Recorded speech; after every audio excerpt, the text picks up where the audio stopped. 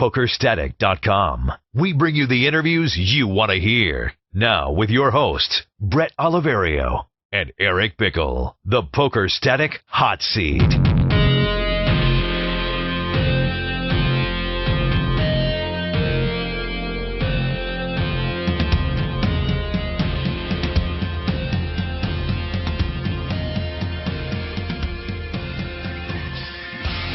What's up? Thanks for checking out the Poker Static Hot Seat. Bret Oliverio with Eric Bickel.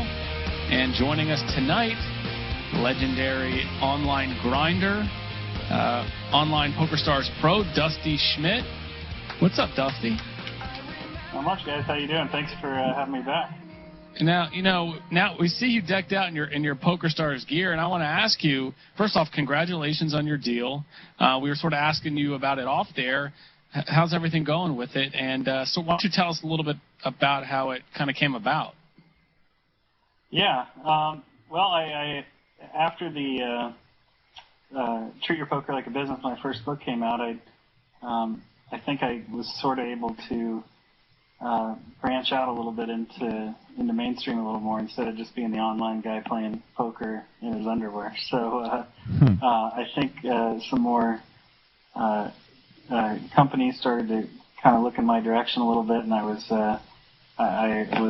very fortunate to end up with PokerStars, which is the site that I was more or less playing all my poker at anyway. So it worked out great, and we've had a great relationship, and it's been a lot of fun. Now how did that develop? Was that something where you approached them, or they approached you?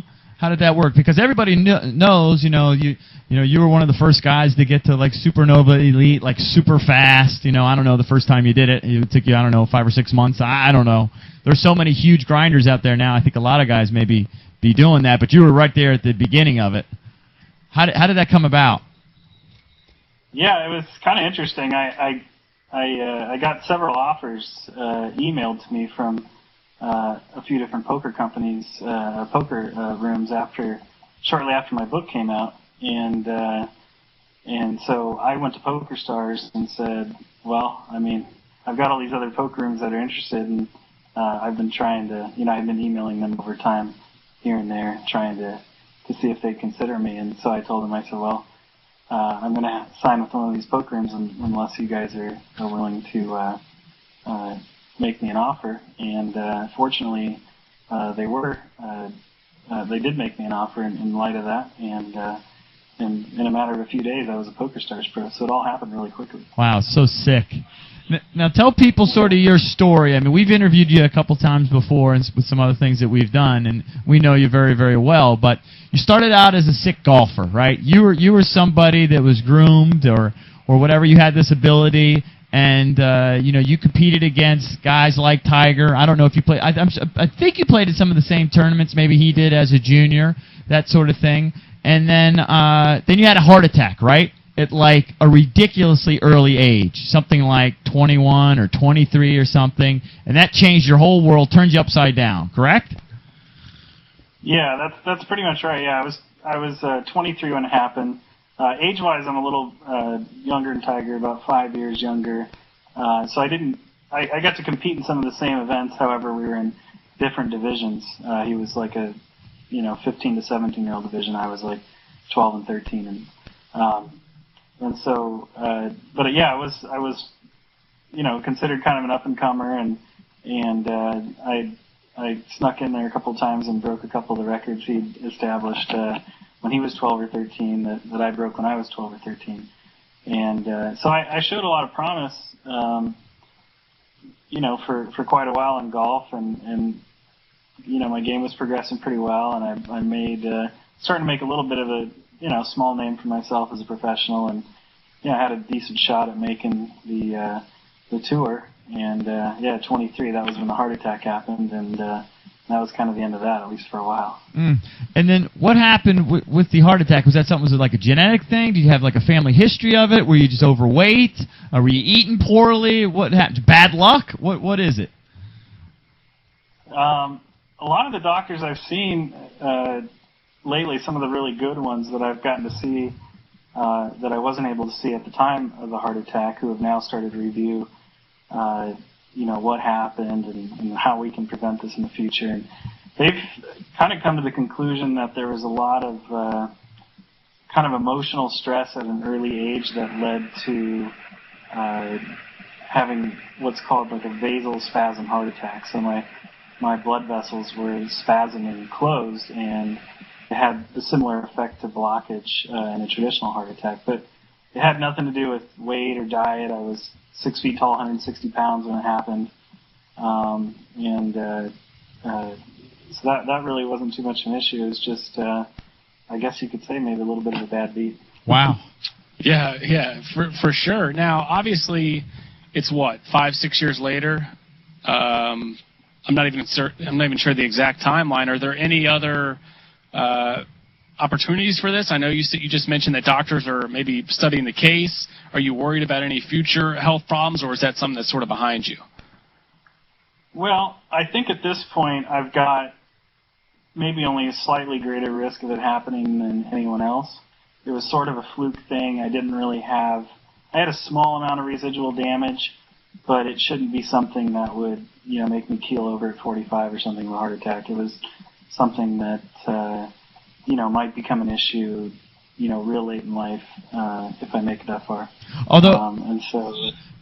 Although, Dusty, you did blog about how you were running out of some medication recently, and he went to go get some, and he's like, look, I need this medication. I got a couple pills left. The doctor told me never to just wean myself off this, never go a day without it, and they weren't going to give it to him for, a couple silly sort of reasons. Maybe he hadn't been to the doctor in a while. That had to scare the hell out of you.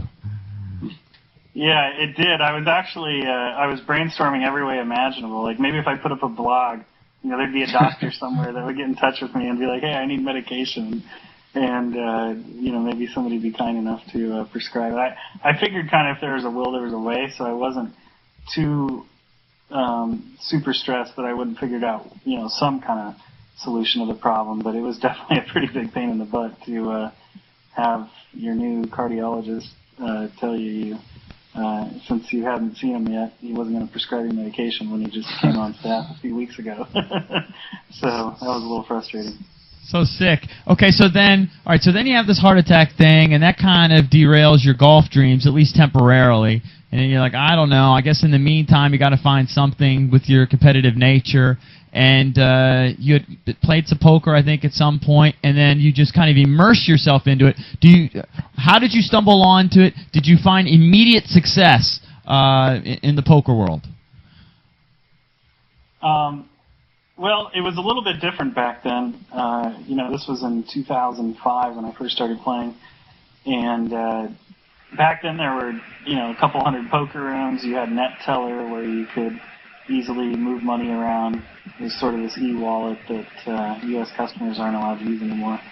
And so I would just go from website to website and play quarter 50 cent, 50 cent a dollar limit hold'em, try and play as many tables as I could, and I would sign up for the new site, collect their initial deposit bonus, leave the site, put the money back on Net Teller, get it on a new site.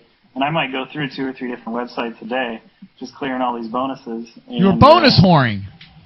I was totally bonus whoring. Right. Absolutely. Nice. Right. It's a little harder to do that now. Right. And then when did you start realizing, okay, maybe I can actually win at this game. I don't have to just go in here and clear the bonuses. How did that process begin? Were you always winning, or were you just doing enough to clear the bonus and being somewhat profitable? No, it sort of happened. My hand was sort of forced in a way. I hadn't really planned on becoming a professional poker player. I thought maybe I could make some extra money, and hey, maybe if I got really good, I could take a shot at it at some point. But I had taken a job as a mortgage broker, and before my first day on the job, when I was getting really low on money at the time, and so I really needed to start that job right away. And I showed up, and the IRS had chains on the door, and I couldn't even get into the office. Apparently the guy that owned it, who had hired me, who was a golfing buddy of mine at the time, was kind of a crook. So he must have done something wrong. I don't know exactly what it was. but the IRS shut them down completely, and I didn't have a job. And so I remember driving home that day, and I was just like, oh, my God, what am I going to do? You know, I can't even feed myself in a matter of a couple of weeks. And so I was like, well, I have been doing all right with this, you know, this poker thing, and maybe if I bonus whore around enough places, I could get a couple $100 in bonus a day, and even if I just lose, you know, $50 at the tables, I make $150 a day, and that was enough for me, especially at that time, just being a single guy. And so, I was pretty stoked just to have the chance to do that, and started bonus whoring, and I just, you know, once I kind of built up the bankroll through doing that, and got myself out of that mess, and was able to pay my bills, you know, I was able to keep going on.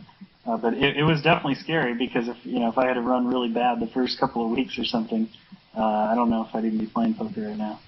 Yeah, I want to ask you about sort of your natural ability. I mean, you blog about guys like Tom Dwan, who just had just an amazing natural poker ability. How much of that do you have? Because you've been able to make millions of dollars playing this game, but it almost seems like, you know, you not only do you have some ability, but you also outwork everyone. You know, what percentage do you have just a natural, competitive, maybe God-gifted poker ability, and how much is it that, you know, you put in the work? I mean, it's a difficult one to say, because a lot of people will say, okay, you have to have some natural ability. Like, I've been doing it for years, I can't figure it out, and you did. And so, you know, that's a valid question. I don't know for sure how to answer that. I tend to think it's all through hard work, because I wasn't exactly lighting the world on fire. I was barely beating guys who were terrible in 2005 at 25, 50 cent or 50 cent a dollar limit hold'em. And I played at least, I don't know the exact number, I would say 3 million hands before I could actually have a win rate of any kind over and above the bonuses. So when you do something 2 or 3 million times and you're not really even doing all that well at it, you know, I mean, you tend to kind of think that maybe you outworked everyone as opposed to maybe had a God-given ability. But, you know, who knows? Yeah, you know what's funny about Dusty, and we've interviewed him before, and Dusty has this kind of crazy reputation. I don't know, we always interview him. He's always such a sincere guy. I'm always blown away at how humble he is and everything else. And yet you go on the damn forums, and they just absolutely assault him. We know how that is. You know, people love to hate. We've worked in radio for 15 years. We deal with it on a daily basis, the love and the hate. But I really don't understand it with you, Dusty. I pulled up some stuff on like poker table ratings, and I mean, you're just on fire. I think you said, now they don't have all the hands logged there, but I think you said you played something like 9 million hands. One of the last times you blogged about it, I think you had 64 straight winning months. Maybe that sort of irks... That is insane. Maybe that irks people that, you know, that Dusty's honest about his results, and, you know, he brags about them to some extent. But, you know, I looked at some of the comments, and like the first one I see, the only thing about him that's admirable is his work ethic. Very mediocre player with extreme games. And that's like kind of standard for the perception of Dusty. And I look at the win rate, and I look at the graph, and I've played a couple million hands myself, and I know how hard it is. I know you have to be an exceptional player. Why is that perception out there? I think it's difficult to say. I think some of the points you made about, you know, people, you know, love to kind of hate on things sometimes. I think that's an aspect of it. I put myself out there with some polarizing viewpoints at times. And so there's definitely a fair amount that's brought on myself. You know, I put these polarizing viewpoints out there, and, you know, if even 70% agree with you, or even 90% agree with you, that's still 10% that hate what you're saying, and oftentimes the ones that hate what you're saying are the more vocal ones to begin with. So it's pretty tough. It is the one that really does crack me up the most. It used to bother me a little bit, and then now I just think it's so silly it's not even worth being bothered about. Is the like kind of notion that like game selection is what, you know, has yielded these results. It's kind of a crack up for a couple of reasons. One is that I can't imagine too many people who, if the only thing that was separating them from making millions of dollars was finding a few games, better games than someone else, that they wouldn't have just figured that out or done that themselves. Right. And and secondly, as far as the just the game selection stuff goes in general, I mean, I play Poker Stars, and there's like 25 games running at my limits, and I play 18 tables, so I'm oftentimes on just about every single table that's running at the stakes I play. Right. So it's pretty hard to be bum hunting in that situation there. So yeah, and I what I think it comes down to is, a lot of people, especially online poker fans, they look up to guys like Isildur who run up a $10 million bankroll and then dust it all off. A guy like you've won millions of dollars, but yet you're still playing, 3-6, maybe 5-10. Maybe you'll take shots higher. And that's one of the things I wanted to ask you about. Why have you never decided to move up and maybe try to play the best players in the world? Maybe try to play those nosebleed games against, some of the big-name pros out there. Why not take a shot at Ivy? Yeah, that's a good question. I mean, as far as just the 10-20s and 25-50s going, I used to be a regular at those games. I remember some months where I had, almost 100,000 hands in the month at 10-20 and above in my database. And I've kind of gone away from that just because there's just not a lot of opportunities there, and I just I don't want to bang my heads against regulars all day and withstand really large swings. I'd kind of rather just bang out some cash 3, 6, and 5-10, which is a pretty low limit versus what I could be playing with my bankroll, but I kind of like the sure money, especially with a family and all that stuff. But as far as taking a shot at like Ivy and all that stuff, I mean, I'm not going to lie, I think about it probably as much as anyone. It'd be great. I mean, Tom DeWan and Antonius and Ivy, I mean, those guys are the best 3 cash game players in the world, in my opinion, for Hold'em, and it'd be great to play with them more. But I just have really, I guess, it's conservative in the poker world, but I don't think it's conservative in the real world in terms of my bankroll management. Could I take a few shots at Ivy and play 500,000? Of course, but is that really good bankroll management?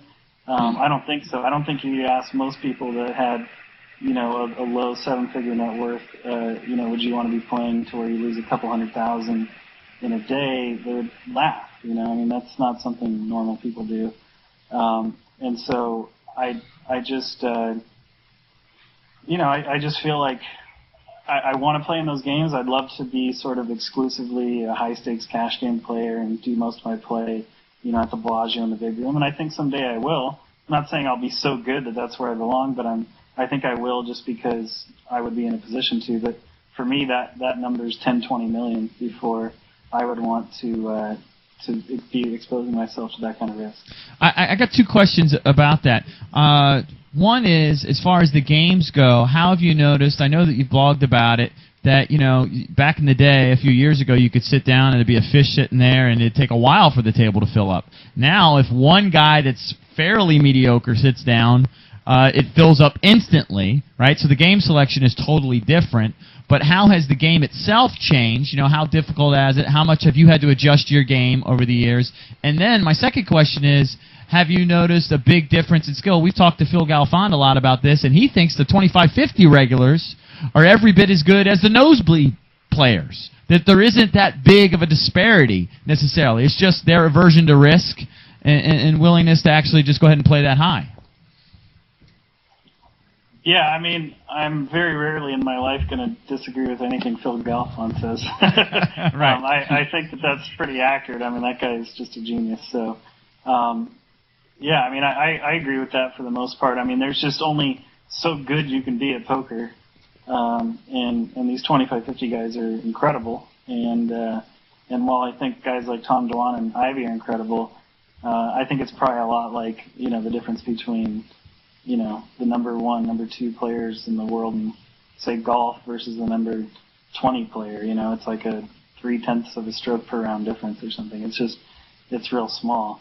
To get to your first question about game selection, it's gotten a lot more difficult. Yeah, I mean, I used to fire up tables, and I used to play actually a lot shorter sessions and play a lot of shorter sessions throughout the day, just like 2 or 3 hours at once. And the reason why is because you could get on and off all your tables in no time. There used to be, 10 to 30, 5, 10, 6 max games going on Stars alone, and maybe another 10 to 20 on Full Tilt, back when I was playing both those sites at the same time. And you could just get on and off, and there'd be tables that would sit with an open seat for 5-10 minutes with a pretty big fish at the table at times. And those days are totally over. I actually never take breaks anymore when I play sessions, because it takes an hour to get my games going and just to even get kind of ramped up to full capacity. And so if I took a break, I used to be able to get back on all the tables I wanted in 5 or 10 minutes.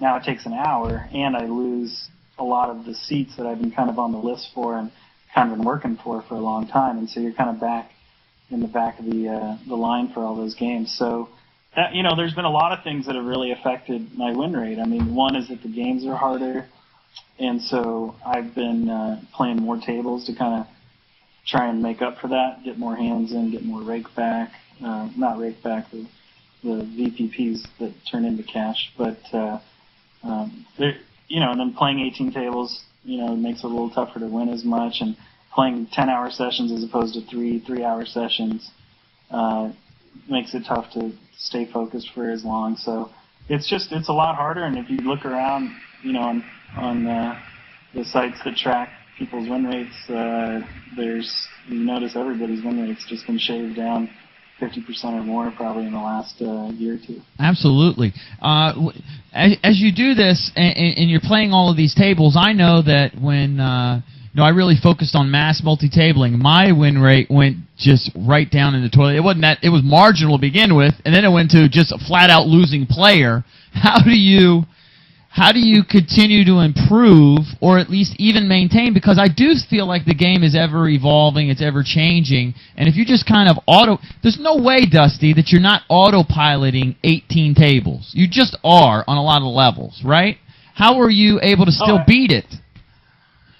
Yeah, absolutely. It all comes down to the preparation work you do away from the tables.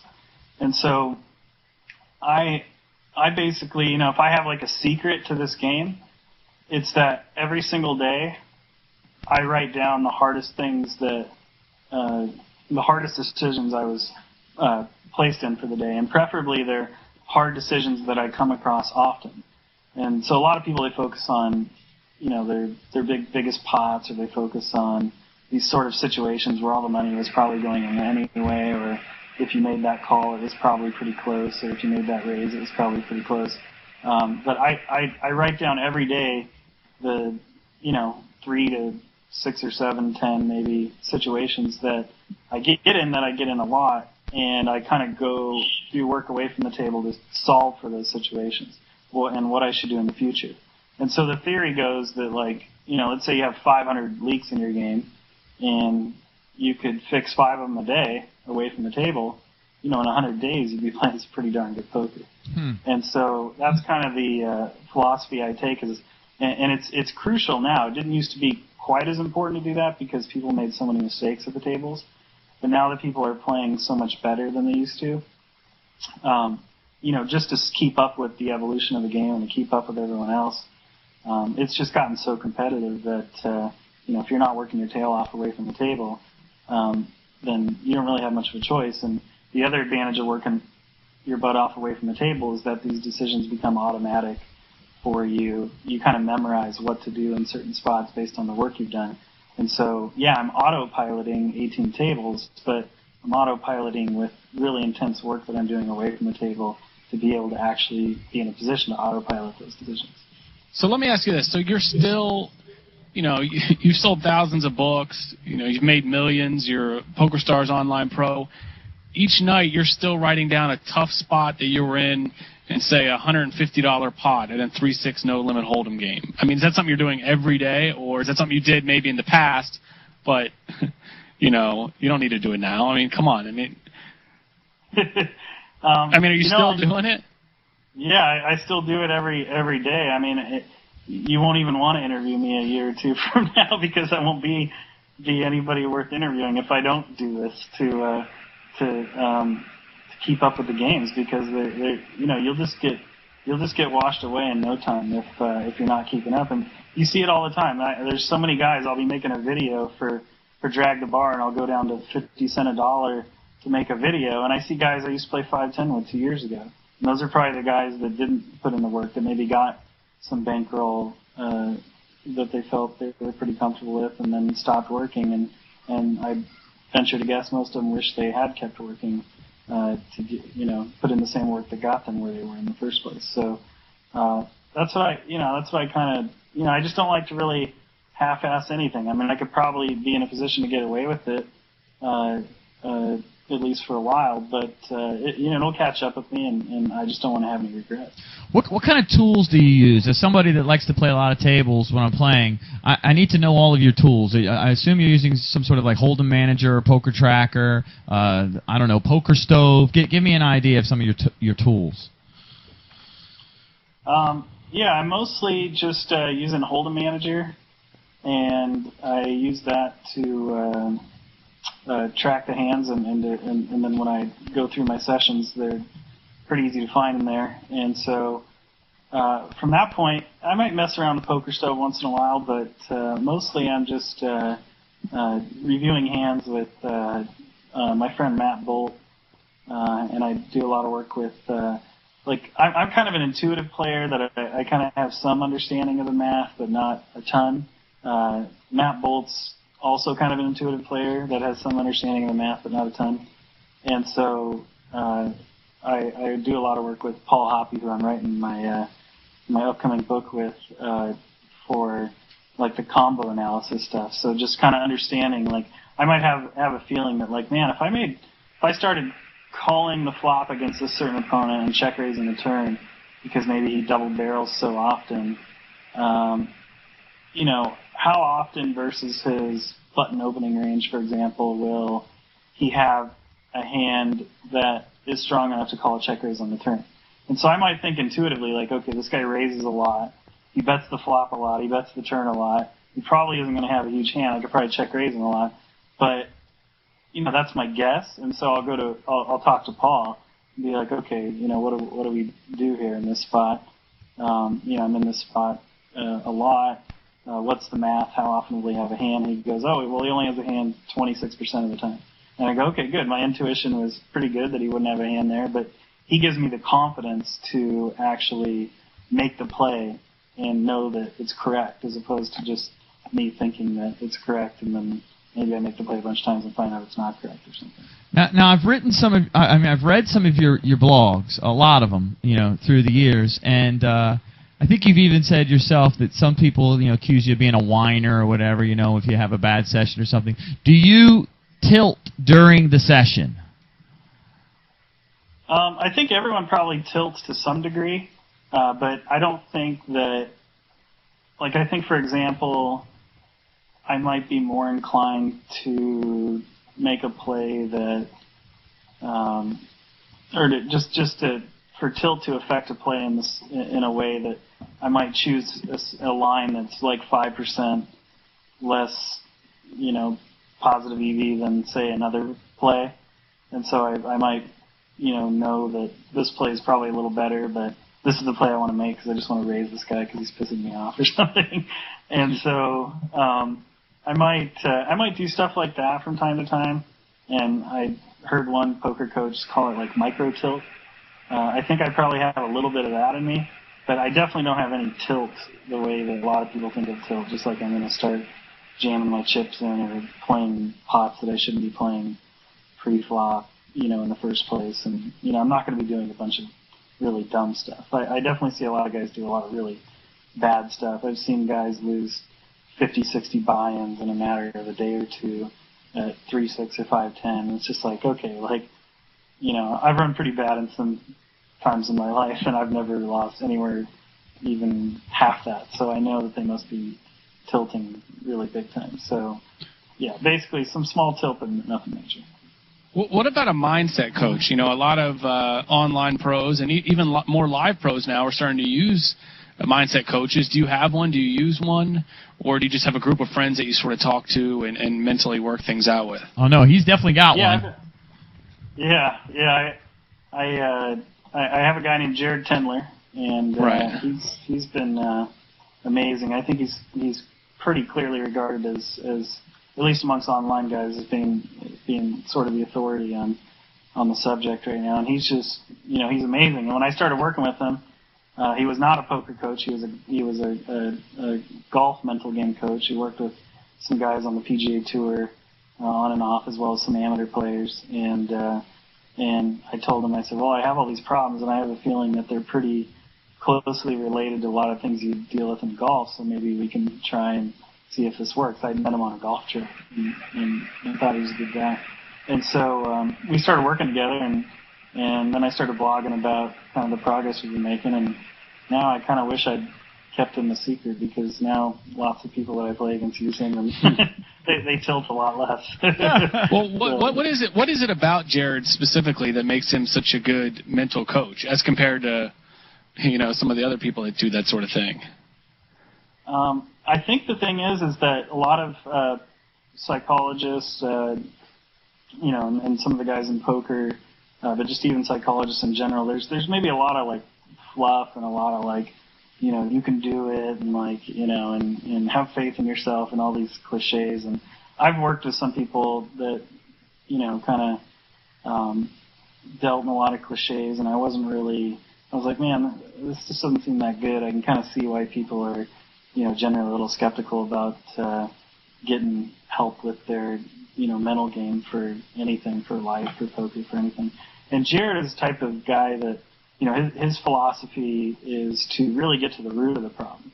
And so you might figure out that the bad beat that you got at the table that you became infuriated with and tilted off 10 buy-ins over was because some guy outplayed you, and when you were 6 years old, your uncle or your dad or something like, made you feel like, you were a big wuss if like, you ever got, beat up or in poker terms it would be like getting beat up if you got outplayed a bunch. And so, you start to realize that a lot of these things are kind of these deep-seated issues, and you kind of need to get to the core of a lot of the problems and the reason why you are wired the way you are. And he kind of helps you see things in a way that is a lot more logical and reasonable. Now, real quick before we get on to Drag the Bar, and I have some stocks questions for you. Do you play any heads up? Are you mostly playing 6 max these days?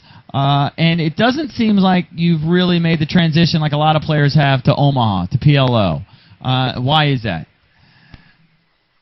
I think it's more or less just I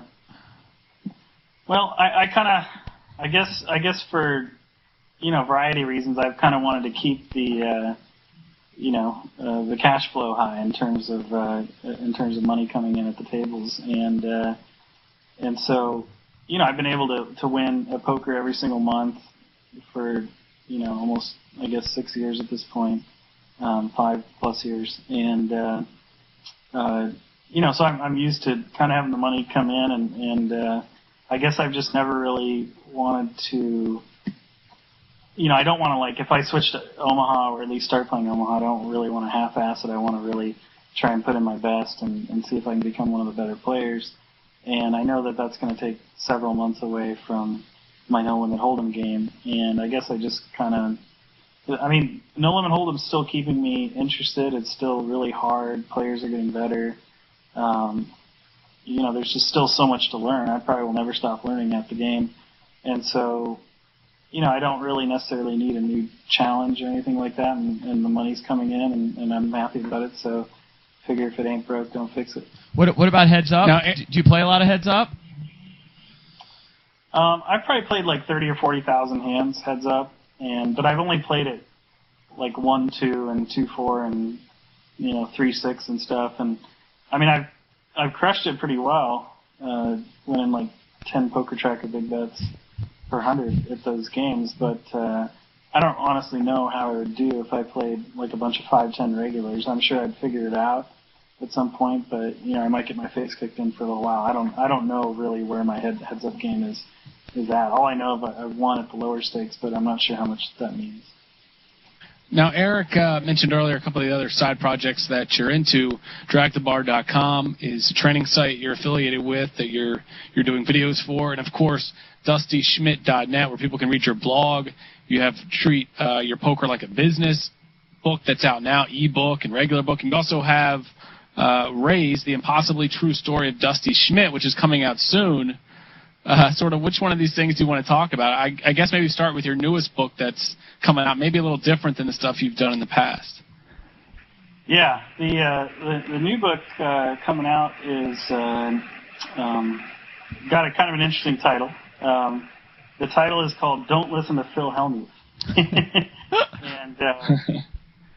and we've got that coming out. And basically, the book. Hold on. Am I botching something here? What are you reading?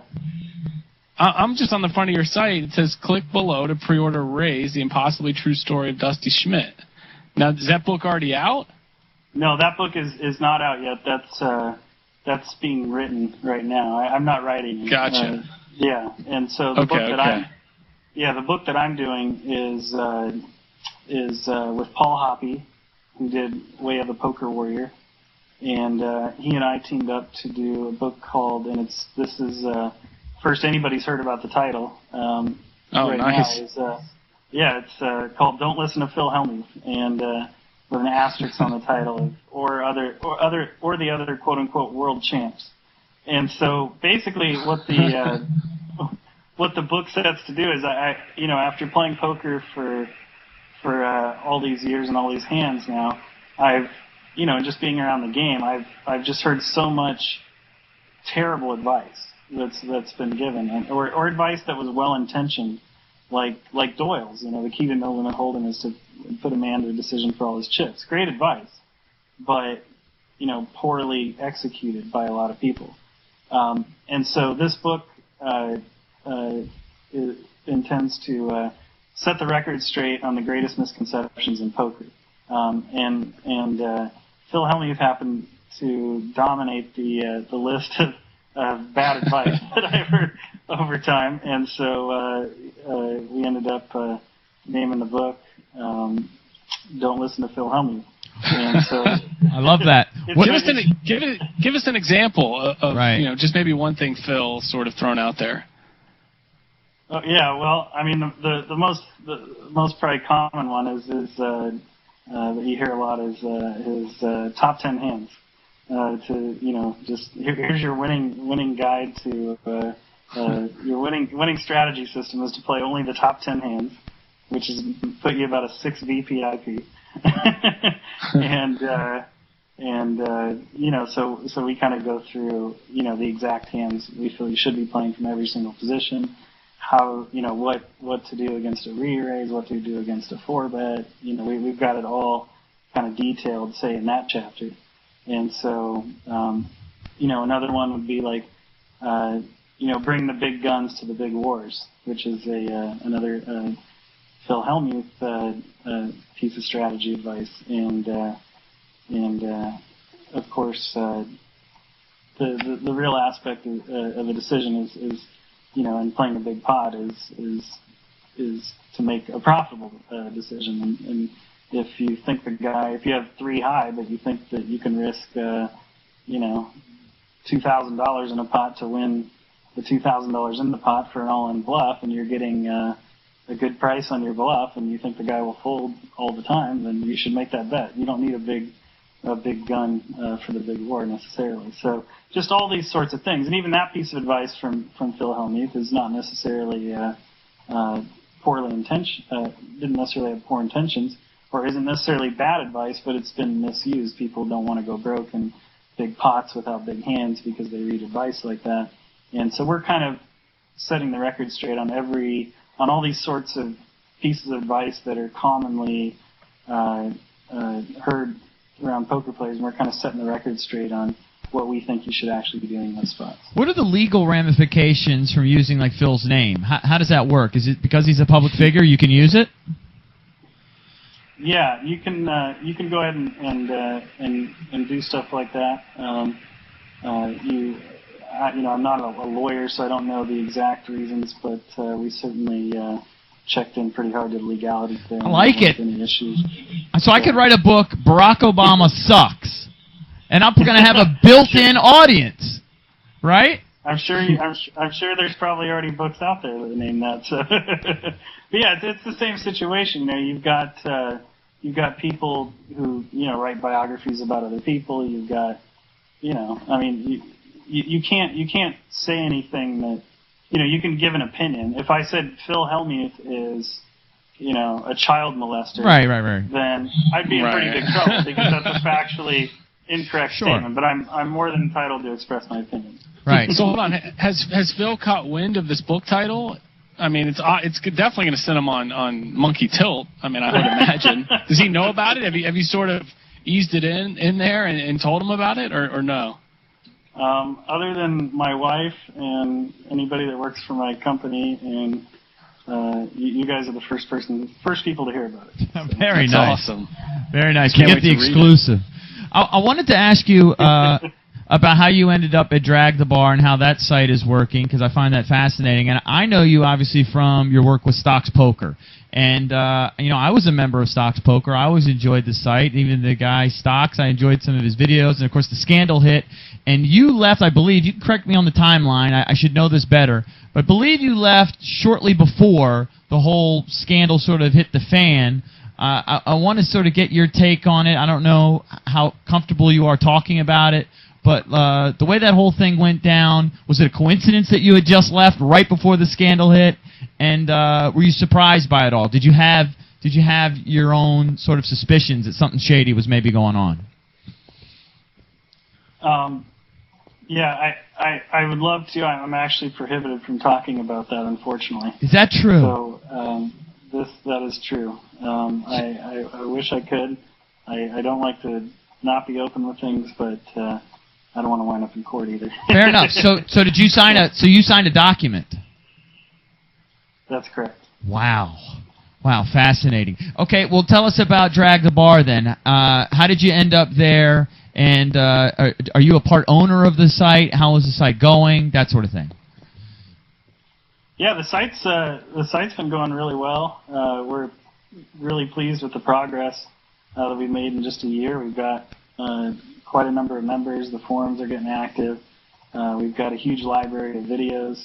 And what I like about it is just the people. I mean, Hunter Bick is running the company, and he used to be a coach at Stocks Poker, and he'd left shortly before I did to start Drag the Bar, and it's just phenomenal. I mean, I've had some experiences I wasn't too pleased with in the poker industry, and so to just get a chance to be around great people who always do the right thing is just fabulous. I mean, he's just a great guy and someone great to work for, and he really gets it because he was, he's a player, he was a coach, still is a coach, owns the company, and so he's really putting in all the ideas for the website that people have been asking for a lot of years that don't necessarily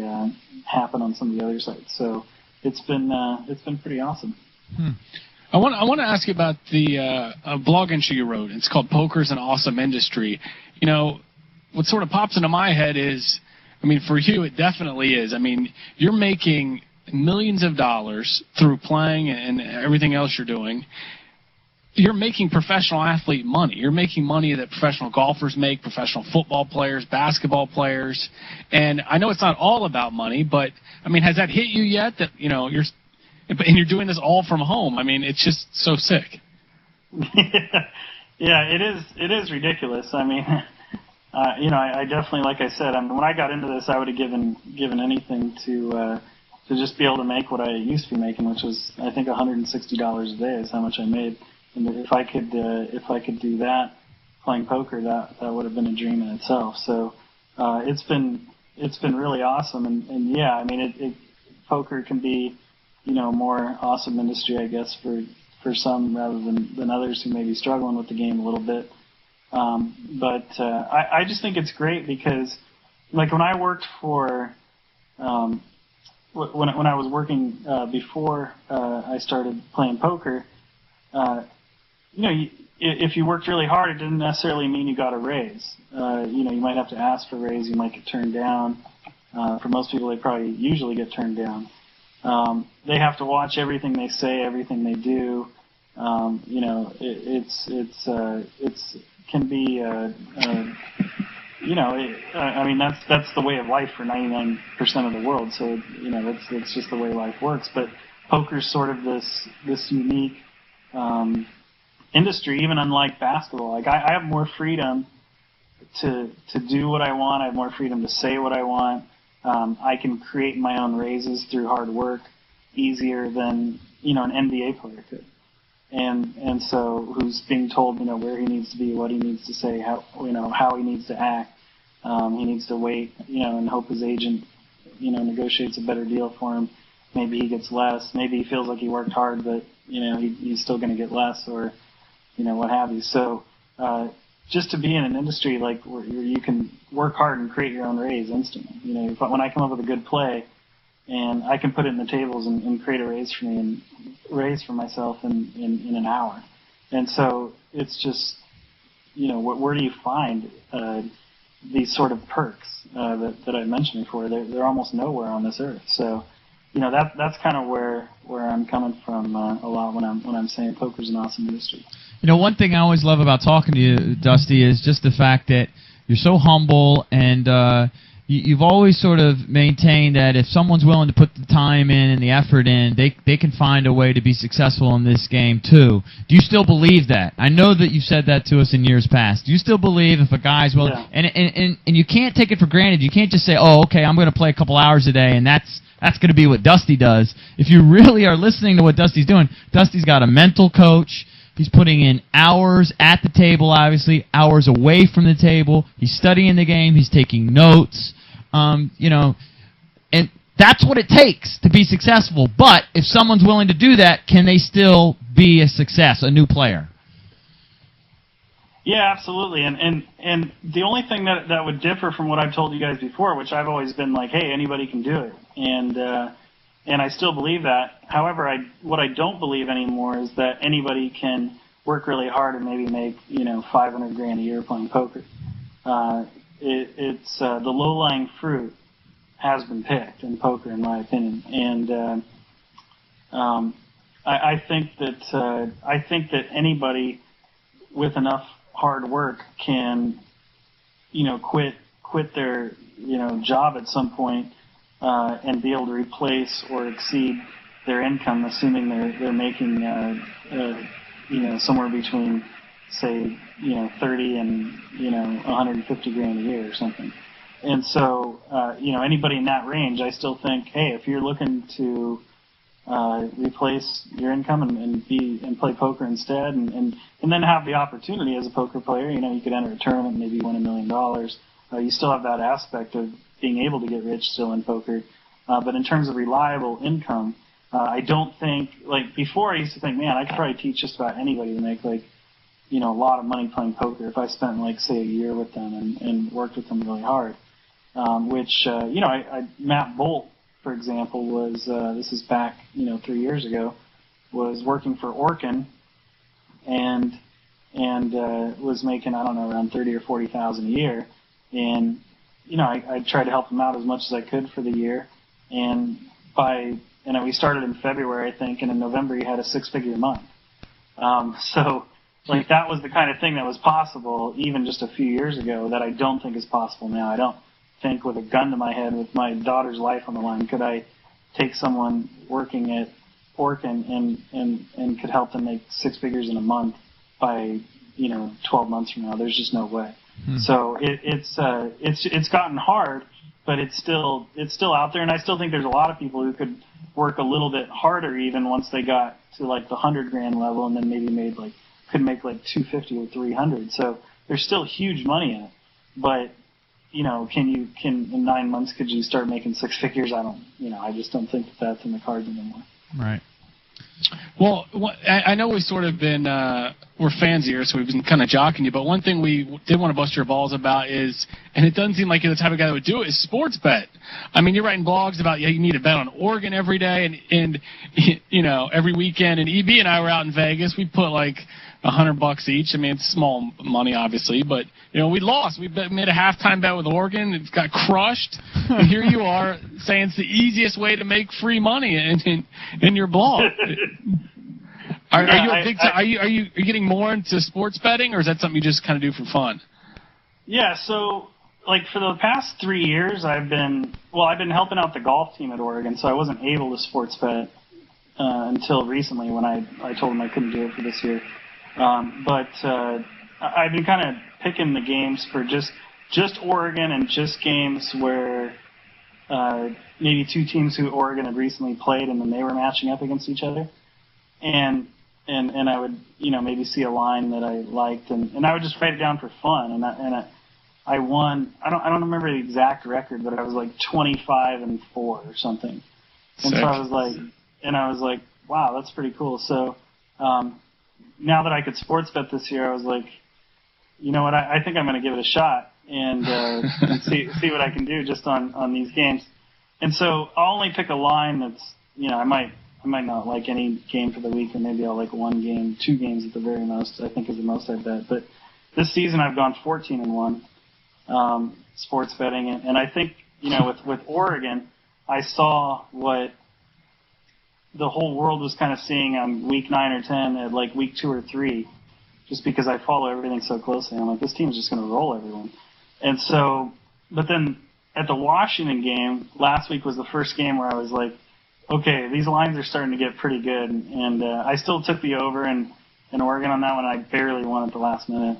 And then this week, I did put a blog up before, so I have proof of this. But I put a blog up Saturday morning. I said, don't bet Oregon in the over anymore. I said that because Nate Costa, the backup, got injured, which means we don't have a guy that's going to keep scoring for us when we start pummeling teams. And secondly, that now that the whole world thinks Oregon's going to score a ton and everything, it's kind of like poker. Like I felt like the low-lying fruit was gone. And so the line I thought for Cal was pretty good, and I put that in my blog Saturday morning. I said, don't bet Oregon over this game. I don't think they're going to do it. And I didn't bet, and luckily I didn't. We barely won that game out. Yeah. All right, well, if people want to find out more about Dusty, maybe check out some of his books, DustySchmidt.net. And what's the newest one? What's that entitled? Don't Listen to Phil Hellmuth? Don't Listen to Phil Hellmuth. Love it. That's an awesome title. I can't wait for that to come out. So DustySchmidt.net, and, of course, dragthebar.com is where they can watch your videos, correct? That's correct. Awesome. Thank you, Dusty. Really appreciate talking to you every Thanks a time. lot, man. Keep it up. Oh, thank you for having me on. I really enjoy your guys' show. You guys are the best in the business, I think. So thank you Awesome. very much. That's what I like to hear. Appreciate that, Thanks Dusty. a lot. We'll talk to you soon. Take care, pal. Thank you. You too.